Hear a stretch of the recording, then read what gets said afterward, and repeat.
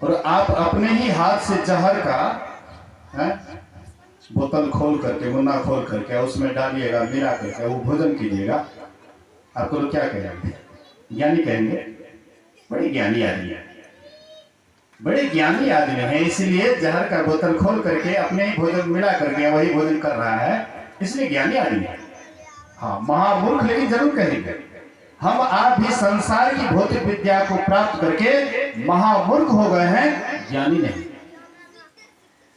ज्ञानी को जाकर के देखिए, कबीर साहब कभी स्कूल कॉलेज का मुंह नहीं देखे, लेकिन उससे बढ़ करके कोई ज्ञानी भी हो सकता है क्या?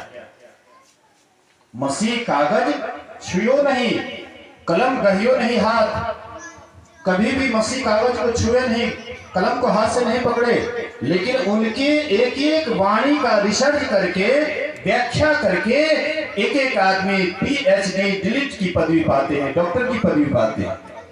विचार कीजिए उसकी वाणी में क्या विशेषता थी, बड़े बड़े पद को प्राप्त करते हैं। इसका मतलब मैं आपको ये नहीं कहता हूं कि कबीर साहब की तरह आप भी स्कूल मत जाइए, संसारिक विद्या मत सीखिए, ऐसा मैं नहीं कहता, लेकिन मैं ये कहता हूं कि केवल संसार की ही विद्या पा करके तृप्त मत हो जाइए। जो तृप्त हो जाता है उसके आगे का खोज बंद हो जाता है, जिसका आगे का खोज बंद हो गया वह गोबर गणेश जैसे जीवन बिताता है। खोजी होना चाहिए। विज्ञान अभी खोज कर रहा है, विज्ञान अभी खोज में लगा हुआ है और नए नए चीज निकाल रहे हैं।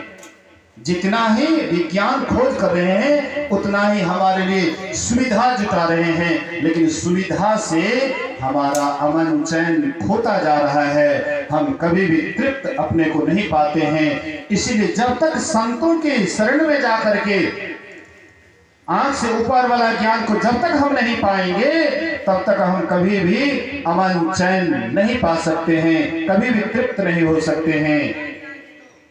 आप लोग जानते हैं स्वामी विवेकानंद को, हाँ, अपना ही देश क्या विदेश में भी लोग बहुत आदमी जानते हैं।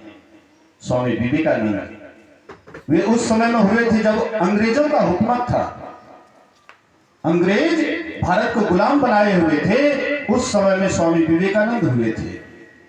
स्वामी विवेकानंद BA ग्रेजुएशन किए हुए थे पुराने समय में 1818